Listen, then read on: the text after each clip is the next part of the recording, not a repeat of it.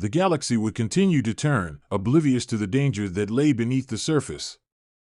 But the echoes of the Galavrck's ambition, and the price they had paid, would never be forgotten. For the Nexus was still out there, waiting. And the story of those who would seek its power had not yet ended. The remnants of the explorers' shattered minds slowly faded into the fabric of time, their last gasps of terror and confusion becoming little more than whispers in the universe's vast expanse. The planet, once a lively site of curiosity and hope, was now a tomb, its surface still scarred by the exploration efforts of those who had dared too greatly, those who had tried to understand the unimaginable. The beings that had sealed the Nexus in its eternal prison left no sign of their existence behind. Their ship, a magnificent enigma that defied every known law of physics, vanished as quickly as it had arrived, slipping beyond the reach of any sensor or observer, leaving only a faint ripple in space that faded almost as soon as it appeared. Those few beings who had once studied the story of the Galavrck now found themselves faced with another tale, one even more terrifying than the last, a tale of failure, of forbidden knowledge, and of an ancient power that should never be unearthed again. But the cycle of ambition, of discovery and destruction, is one that never truly ends. The universe is vast, stretching endlessly in all directions, and in its shadows, there are always those who seek. Always those who listen for the faintest whispers of ancient power. Always those who believe they can do what others could not. And so, the Nexus, hidden away beneath the depths of space-time, waited. Far from the ruined planet where the explorers had met their end, in a distant, nearly forgotten corner of the galaxy, another species had risen. This species, though primitive by most galactic standards, had something that the others did not, an unshakable belief in their potential. The Zalari, a race of beings made of organic and crystalline matter, had achieved a form of intelligence that was both alien and advanced. Their society, though young, was founded on an unyielding drive to explore the cosmos. To learn. To understand. And, in their own twisted way, to control. The Zalari had heard the stories. Rumors, mostly, but with enough substance that they couldn't be ignored. Ancient civilizations, long gone, had left behind relics of unimaginable power, artifacts that could reshape the very fabric of reality. Among the whispers of the stars, one name stood out, the Nexus. In their darkest laboratories, hidden beneath layers of rock and deep in the hearts of their homeworld's largest moons, the Zalari began to search for the source of the legend. They sent out scouts, small ships equipped with primitive, yet effective, devices that could track the energy signatures of distant anomalies. It took years, decades, but they never stopped. Their obsession grew, their desire for power becoming the fuel that drove their people forward. It was a cold, lonely mission when they found that the coordinates were correct. The Nexus, still dormant, still hidden within its grave, tucked away beyond the reaches of any known galaxy, far from the prying eyes of those who might protect it. The Zalari had no such protectors. Their will was unyielding, and their resolve was stronger than their fear. For the Zalari, the Nexus was not just a tool of power, it was their destiny. They believed that through it, they could ascend to heights that no other species had ever known. To rewrite the laws of the universe, to rewrite their own future.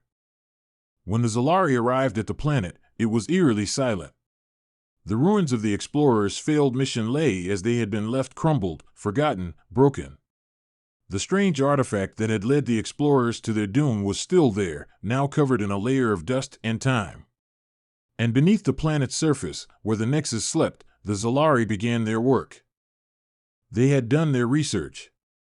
They had studied the records left by the explorers, analyzing every fragment of data that they had found. The Zalari knew what had happened before, but they believed they could do what the explorers could not. They believed that they could control the power of the Nexus without succumbing to its madness. They were different, they told themselves. They were more advanced, more disciplined. They would succeed where the Galavrck had failed, where the explorers had faltered. But even as they delved deeper into the labyrinthine chambers of the ancient structure, something began to stir. It was subtle at first, an occasional flicker of light, a strange hum in the walls of the ruins. The Nexus had felt them coming. It knew they were there. But unlike the Galavrck or the explorers before them, the Zolari were prepared. Or so they thought. They began to interact with the Nexus cautiously, feeding energy into their machines to begin the process of activating the ancient power. The Nexus pulsed in response, its energy surging through their systems, filling their minds with visions of alternate timelines, of infinite possibilities. Some of the Zolari began to recoil in horror at what they saw. Other races, other versions of themselves, all branching off in different directions, each a consequence of their choices. It was overwhelming. But the Zolari pressed on, convinced that they could control it. They were the ones destined to master the Nexus. As they reached deeper into its core, the fabric of their reality began to shift. Space-time warped, and the once stable world began to tremble under the pressure of the power they were trying to harness. Their ships began to experience strange anomalies, vessels that had once been equipped with cutting-edge technology now slipping in and out of time itself. Some Zolari disappeared without a trace, their very existence erased as they slipped into alternate realities. Others were left behind, their bodies distorted, twisted by the very energy they sought to control. But they did not stop. No. The Zolari were beyond fear. Driven by an insatiable hunger for knowledge and control, they reached for the heart of the Nexus. They activated the final sequence. And the universe, it seemed, was about to change. The surge of energy that poured from the Nexus was unlike anything the Zolari had ever imagined. It was pure chaos, a torrent of raw, unshaped power, breaking down the walls of reality itself. The Nexus did not merely provide power, it tore apart the very foundations of existence, ripping through dimensions, distorting time, and unraveling the laws of physics. And yet, despite the terror that gripped the Zolari, they pushed forward. They did not realize the final mistake they were making, that to unlock the Nexus's true potential, one had to give up something. It was a price that could not be avoided. It was the same price the Galavrck had paid, the same price the explorers had paid. A price for tampering with something too vast to control. As the Nexus's energy consumed the Zolari, their civilization too began to unravel. Their bodies became fragmented, their minds shattered, lost in an endless web of time. Their once proud structures collapsed into non-existence, their ships scattered across the void, now ghostly remnants of a species that had come too close to the fire. And as the last of the Zolari vanished into the depths of the Nexus, their empire was no more. The Nexus, its power once again uncontained, now hung in a deep and silent corner of the galaxy, pulsing gently, waiting. Waiting for the next to come. Waiting for the next curious, ambitious species to reach for its power and fall victim to its chaotic force. For the story of the Nexus was not yet over. It had only just begun. And though the Zolari were gone, their story would serve as yet another warning to those who dared to follow in their footsteps. There were still countless stars to conquer, countless races yet to rise. And in the shadows, the Nexus would always be there, waiting, whispering, beckoning. And the cycle would continue. It always did. The universe, ever vast and indifferent, continued its endless dance.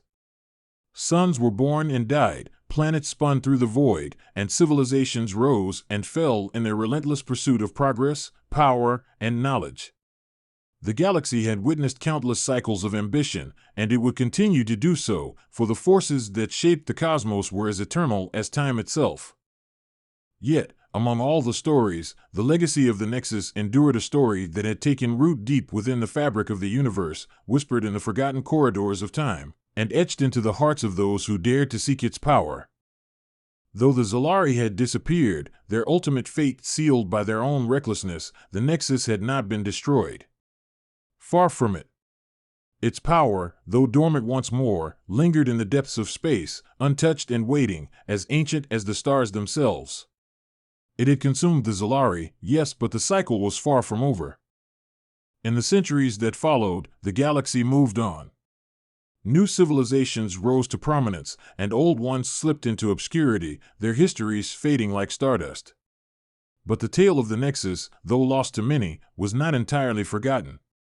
There were those who had studied its effects, who had pieced together the fragmented records of the Galavrck and the explorers before them. And it was from these ancient texts, passed down through secretive scholars and isolated academies, that the first whispers of the Nexus's true nature began to spread again. It was the Zyrith, a race of nomadic traders and archaeologists, who first uncovered the long-lost remnants of the Zalari.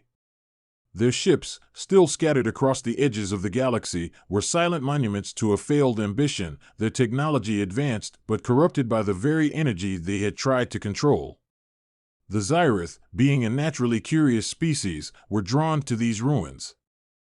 At first, they believed they had simply found the remains of a long-dead race, one of many scattered throughout the cosmos. But as they explored deeper, they began to find traces of the Nexus, its energy signatures, faint but undeniable. The Zyrith had heard the stories, of course the rumors of the Galavrck, the explorers, the Zalari, but they had long dismissed them as myth. But now, standing before the ruins of the Zalari, their skepticism began to fade. What they uncovered in the wreckage was unlike anything they had ever seen. Strange inscriptions, technological devices that pulsed with power, and artifacts that seemed to hum with an otherworldly energy, everything pointed to one thing: the Nexus was real. Driven by both greed and curiosity, the Zyrith began their own exploration of the Nexus's secrets.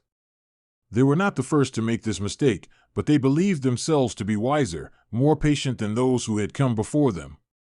They would not rush. They would not fall into the same traps. They would study the Nexus, understand it, and unlock its true potential without suffering the same fate as the others. After all, the Zyrith had survived countless hardships and had learned from the mistakes of others. They had survived wars, famine, and disaster. Surely, they could control the power of the Nexus. As they began to experiment with the technology they had uncovered, they realized that the Nexus was more than just a source of energy. It was a doorway. A doorway to a realm of unimaginable possibilities. It was not simply an artifact to be studied or harnessed, it was a key that could unlock the very structure of reality itself. For the first time, the Zyrith truly understood what they were dealing with. But even as they marveled at their discovery, a subtle shift began to occur. The Nexus, though dormant for millennia, was awakening once again. The Zyrith, like so many before them, had triggered something that should never have been disturbed. It began with small anomalies. A flicker in the air, a strange distortion in the fabric of space around them. Then came the dreams. Zyrith scientists and explorers alike began to experience vivid, unsettling dreams, visions of other worlds, of alternate versions of themselves, of futures that were both familiar and alien. These dreams grew more intense with each passing day, and soon, the line between dream and reality began to blur. At first, the Zyrith dismissed it as the natural consequence of their exposure to the Nexus's power. Perhaps they had simply tapped too deeply into the fabric of reality, disrupting their minds in ways they couldn't yet understand. But as the dreams grew more vivid, and the disturbances in space-time grew more frequent, they began to realize that they were not simply experiencing the Nexus's power, they were being pulled into it. Their reality was beginning to fracture, and they were starting to lose their grip on what was real. The Zyrith had no choice but to accelerate their experiments, desperate to understand what they had uncovered, desperate to control the power they had unlocked. But as they delved deeper, they discovered something that would change everything. The Nexus, they realized, was not a tool to be used. It was alive. It was an ancient intelligence, a sentient force that had existed long before the galaxy itself. It was not something that could be harnessed or controlled, it was a force that reshaped reality according to its own will. The Nexus was not simply an artifact of immense power, it was a consciousness that fed on the very beings that sought to master it. Those who sought to control it would only become its playthings, pawns in a game that they could never hope to understand. And then, as the Zyrith began to comprehend the true nature of the Nexus, it was too late. The Nexus's grip on their reality tightened, and they found themselves slipping into alternate dimensions, into places beyond the bounds of time and space. Their bodies and minds began to unravel as the Nexus's power tore through their very essence, breaking them apart and remaking them in new, horrifying forms. Their once proud civilization began to disintegrate as their ships and cities faded into nothingness, replaced by an ever-expanding web of fractured realities. It was a death unlike any they had ever imagined. The Zyrith, like the Galavrck, the explorers, and the Zalari before them, had become victims of their own ambition. They had sought to control something beyond their comprehension, and in doing so, had condemned themselves to a fate of endless fragmentation and oblivion. Yet, even as the Zyrith's civilization crumbled, the Nexus remained. It was still there, still pulsing with the energy of the universe, still waiting for the next to come. It was a force of creation and destruction, of chaos and order, and it would always remain hidden, waiting, watching. Somewhere, in the deepest corners of the galaxy, there were those who still sought the power of the Nexus. They were out there, just as the Galavrck, the explorers, and the Zalari had been before them. And like the others, they would find themselves drawn to its call. For the Nexus was more than just a source of power. It was the universe's greatest secret, a force that could shape everything, yet would never be tamed. And as long as there were those who sought it, the cycle would continue. For the Nexus, it seemed, would never truly be defeated. It was the eternal enigma, the power that had shaped civilizations, destroyed empires, and unraveled the very fabric of existence. It was the ultimate test, one that no race, no being, could ever fully conquer. And as long as the galaxy turned, there would always be those who sought it and always be those who fell. And so, the story of the Nexus, of its endless power, would continue. It would remain untold in full, known only to those who dared to approach it, only to those who believed they could control it. And the cycle of discovery, ambition, and destruction would begin again, as it had always done before. But the true nature of the Nexus, the truth of what it was, and why it existed remained a mystery that no one had ever unraveled. Not the Galavrck. Not the explorers. Not the Zalari. And not the Zyrith. And in the end, perhaps that was the greatest power of all. The Nexus, a force beyond understanding, waiting in the dark, its mystery eternal, its influence inexorable. For it was not merely a tool of power, it was the force that shaped the very fate of the galaxy itself. And it was never meant to be understood. The galaxy, vast and teeming with stars and swirling nebulae, was no stranger to chaos. Wars between species had ignited and faded into distant memories, alliances had been formed and broken, and empires had risen and crumbled. But amidst the planets and the civilizations, there was always the shadow of something far more sinister, something that no one spoke about except in hushed tones, in the dark corners of space stations, where only the bravest, or perhaps the most foolish, dared venture. They were the galaxy's boogeymen.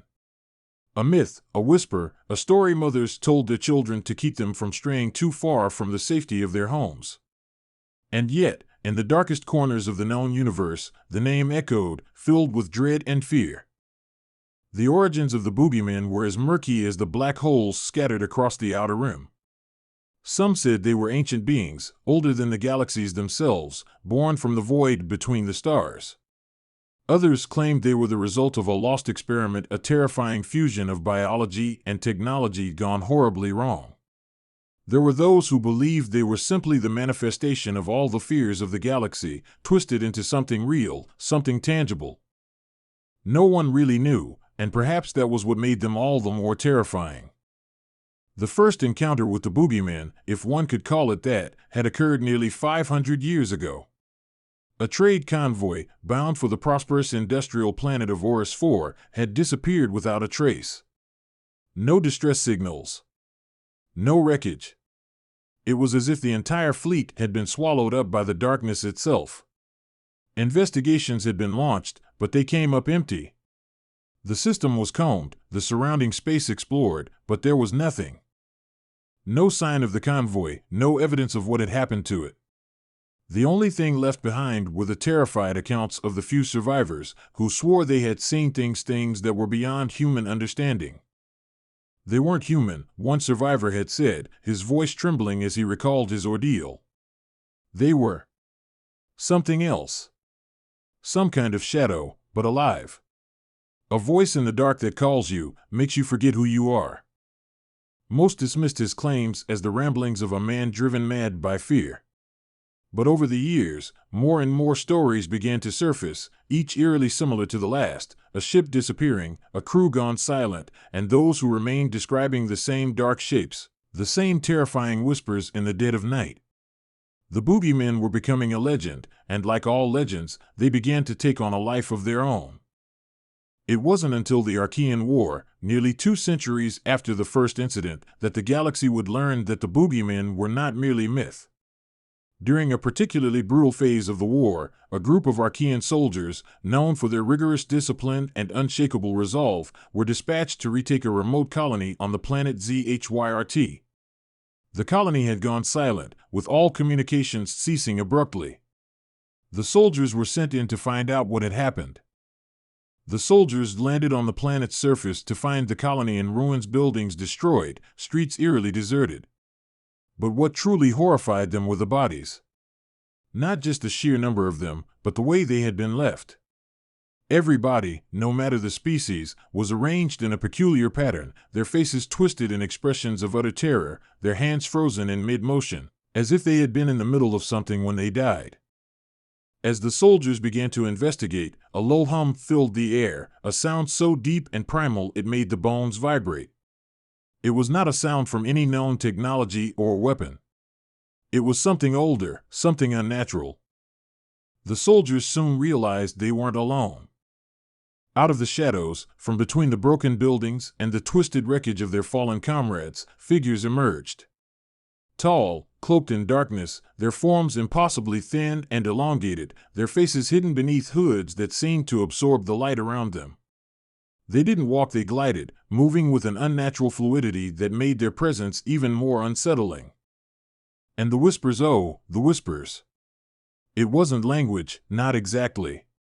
More like an instinct, a feeling, crawling into the soldiers' minds, twisting their thoughts, pulling at their sanity. It was as if the boogeymen weren't just physical beings, they were an infestation of the mind itself, a plague that spread through fear and doubt. One by one, the soldiers began to fall, their minds unable to cope with the presence of the boogeymen. Some tried to fight, their weapons futile against the creature's ethereal forms. Others ran, screaming in terror, only to disappear into the dark, never to be seen again. The few who survived reported seeing their comrades change, becoming something else, something worse. Their eyes would cloud over, their movements slow and jerky, and when they spoke, their voices were not their own, but a distorted, otherworldly echo of something far more ancient. Eventually, the remaining soldiers managed to flee the planet, but their minds were broken. None of them could remember exactly what had happened, only that the boogeyman had come for them and they had come to stay. After that, the galaxy sat up and took notice. The boogeymen were no longer just stories told in the quiet of the night, they were real, and they were out there, waiting. Every time a ship vanished, every time a planet went dark, the name boogeymen resurfaced in the minds of the few who dared speak it aloud. But most still refused to believe. The galaxy had grown too big, too diverse, and too advanced for anyone to think that a handful of shadowy figures could truly terrorize the vast expanse of space. But the boogeymen knew something that the galaxy did not. They were not just shadows. They were not just whispers. They were the embodiment of something far more ancient, far more dangerous than any of the galaxy's civilizations could comprehend. They were the galaxy's fears made flesh, a presence that existed between the stars, lurking in the dark spaces, feeding on the minds of those who dared venture too far. They were not bound by time or space, by logic or reason. They were older than the stars themselves, a forgotten terror that had lain dormant for eons until now. The boogeymen weren't here to conquer or to rule, they were here to watch, to feed, and to destroy. Their methods were subtle, insidious. They didn't need to destroy entire civilizations, they only needed to make people doubt themselves, to make them question their own reality. They thrived on fear and uncertainty, growing stronger every time someone, somewhere, felt alone in the dark. And once they had you in their grip, once they had planted that seed of fear in your heart, there was no escaping them. They would wait for you, silently, patiently, until you were lost in your own mind, until you became nothing more than another story, another whisper, lost to the darkness. The most terrifying part of it all was that the boogeymen weren't just confined to the depths of space. They were everywhere. They were in the deep forests of remote planets, and the isolated outposts on barren moons, and the sprawling megacities filled with millions of people. Wherever fear existed, the boogeymen thrived. It was said that their true power lay not in their physical form, but in their ability to manipulate reality itself. They didn't just create fear, they could make you believe anything. They could bend your perceptions of reality until you didn't know where the nightmare ended and the real world began. A flicker in the corner of your eye, a voice in the back of your mind, a shadow moving where there was no light — these were the small signs, the clues that told you the boogeymen were close. And if you ignored them, if you dared to dismiss them, they would come for you, and there would be no escaping them. Some believed that the boogeymen were simply a force of nature, a cosmic horror that existed to maintain balance in the universe by reminding its inhabitants that they were not invincible, that there were forces far greater than themselves. Others, however, thought that the boogeymen were a form of punishment, an executioner sent by some higher power to ensure that the galaxy never grew too complacent, too arrogant. And so, the galaxy moved forward, unaware of the true nature of the boogeymen. Some chose to ignore the whispers, to dismiss the stories as nothing more than superstition. Others, however, learned to live with the knowledge that the boogeymen were out there, lurking, waiting. And they feared that one day, when the stars grew dim and the galaxy fell silent, they would come for everyone. The boogeymen were not just a threat to the weak or the fearful. They were a reminder that no matter how advanced, how powerful, how vast the galaxy became, there were forces in the universe that humanity would never understand, never conquer. They were the galaxy's reckoning, and they would never be fully defeated. They were the darkness between the stars, the fear that lived in every corner of the universe, and they would continue to haunt the galaxy for as long as there was darkness to hide in and fear to feed upon. And so, as long as the stars continued to shine, the boogeymen would be waiting, watching, whispering in the darkness. The universe, in all its boundless complexity, had become a place where even the bravest souls dared not venture into the unknown. As the myth of the boogeymen spread, an unsettling truth began to take hold: the galaxy was not as vast or as safe as many had once believed. Those who traveled to the fringes of known space, to the most desolate and forgotten corners, spoke of their encounters in hushed tones. They told tales of fleeting shadows, of whispers that crawled into the minds of even the most stalwart of explorers, driving them to madness or worse. It wasn't just the people who believed in the boogeymen now. The ships and stations that served as the lifeblood of trade, travel, and communication had begun to bear the scars of their presence. Some ships that ventured too far out into the outer rim never returned. The usual reasons — pirates, malfunctioning equipment, natural space hazards — no longer seemed to hold up when the bodies and the wreckage were found, or more often, when nothing at all was found. The ships simply disappeared, as if they had never existed. One such ship, the Arcadia, had been a high-profile luxury transport, a state-of-the-art vessel that had once been the pride of the Galactic Corps. It was bound for the distant colony of Chorus 6, carrying an array of diplomats, businessmen, and high-profile personalities. But its sudden disappearance without a trace shook the political and corporate elite to their core. Even the Galactic Council, with all its resources, had been unable to locate it.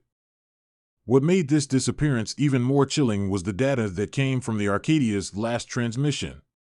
A lone distress signal had made it through the void, a garbled and static-filled message that had been pieced together only days after the ship's disappearance. "I don't know what's happening. The shadows, it's like they're inside my head. I can hear them. Please, help us. Don't look for us. They'll..." The message was cut short, and after that, silence.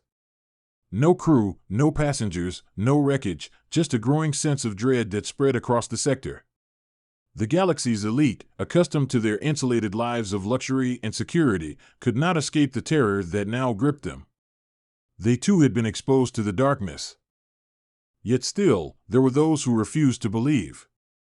There were those who insisted the boogeymen were nothing more than a myth, a convenient explanation for the unexplained. But deep in the hearts of the galaxy's inhabitants, a seed of doubt had been planted. What if the boogeymen were real? What if they were always lurking just beyond the edges of the known universe? The Arcadia's disappearance was not the first of its kind, nor would it be the last. Other ships vanished, and the stories became more detailed, more desperate. Some survivors spoke of seeing dark, shifting shapes outside their windows, figures that never seemed quite solid, but somehow alive. The whispers, they said, came from everywhere and nowhere at once. The shadows seemed to be everywhere. Aboard the Elysium, a research vessel exploring a distant nebula, the crew had become increasingly paranoid. They had been stationed in a remote region of the galaxy, conducting scientific experiments on the strange properties of the nebula's gas clouds. But the deeper they traveled into its heart, the more unnerving their situation became. Instruments malfunctioned. Crew members began hearing voices in their ears, murmurs that seemed to come from the walls themselves. It wasn't long before the crew started accusing each other of sabotage. Some began to turn on one another, driven mad by the unseen presence. One evening, as the ship drifted into a particularly dense part of the nebula, the captain, Dr. Larissa Quinn, began to hear the whispers herself. The voices seemed to swirl around her, drowning out her thoughts. Her hand trembled as she glanced toward the control panel, watching the readings spike erratically. The deep hum of the engines pulsed in her chest, and the air felt thick, heavy with something she couldn't quite place. Something ancient, something waiting. A shadow passed by the viewport. For a moment, she thought it was a trick of the light, or perhaps just a shift in the nebula's gases. But the shadow was real. It was humanoid, tall and thin, with elongated limbs that seemed to stretch impossibly long, until the figure disappeared into the mist of the nebula. That was the moment everything changed. Dr. Quinn tried to remain rational, but the whispers grew louder, clearer. They were in her head now, clawing at her mind, filling her thoughts with fear and dread. "Get out," the voice whispered. "You should have never come here. You're not supposed to be here." Her fingers hovered over the comm system, torn between sending out a distress signal or sealing off the rest of the crew from what she knew was coming.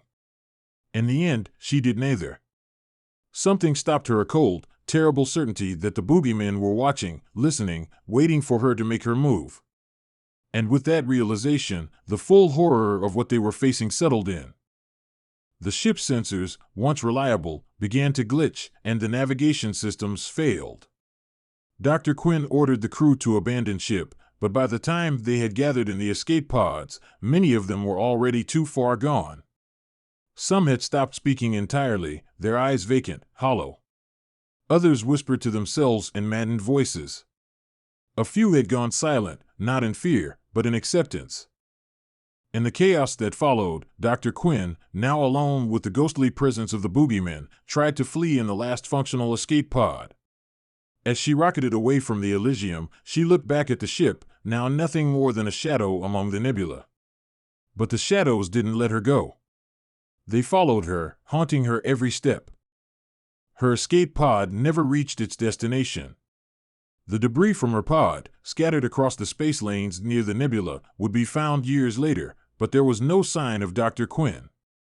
She had disappeared without a trace, just as so many had before her. And so it went.